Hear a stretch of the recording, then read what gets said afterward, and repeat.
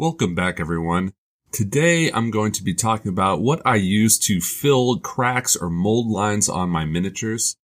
For years, like everyone else, I used green stuff to fill up any gaps or any irregularities on my miniatures, but I could never really get a nice smooth finish after I would prime them. There'd always be some sort of texture left over.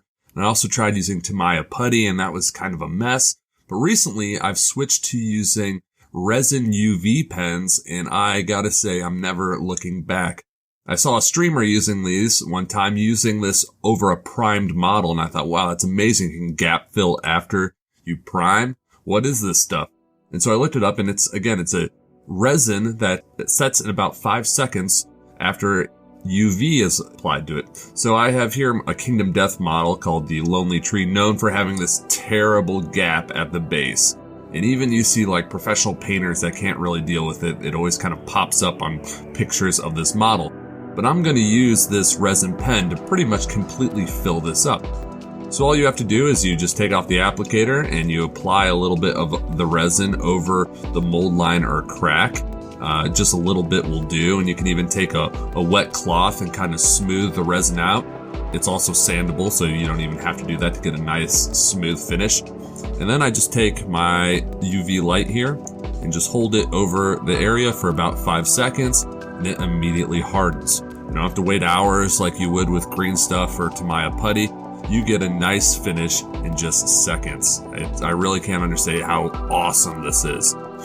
And I am going to be using the UV pen again, just applying a little bit over the area, kind of smoothing it out with the tip as best I can, applying the UV, and you're good to go. So this has really changed the game for me, especially with models like Kingdom Death where you have a lot of mold lines. GW is getting pretty good about removing it, but there are a lot of different companies where you have many components.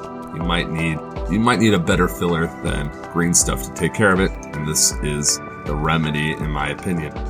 So here I have primed the model, and as you can see, that mold line has pretty much completely disappeared. It was very prevalent on the model beforehand. Now I don't think you can really make out much of anything. I did notice in one spot here you can kind of make out right there a little line. So it's primed, but you can still use the resin on it, which is amazing. So I'll just put a little dab over it, apply the UV light to it, and when we come back to it and spray it with our highlight, you'll notice that that mold line is now gone. So again, you wouldn't be able to do this with green stuff. If you notice that you miss a mold line, you miss a crack after you primed it, well, you either strip the primer or you live with it. This stuff is nice that you're able to use it in any part of the painting process to great effect. And so I went over my tree with my first highlight in the airbrush. You can notice that area where you had the crack, there's no line, it's been removed, and you can't even tell there's that massive gap or mold line that was there on the original model. So again, go out, get some Bondic. That's the company that makes this. You can find them on Amazon. They're about $14 for a pen. They last quite a long time.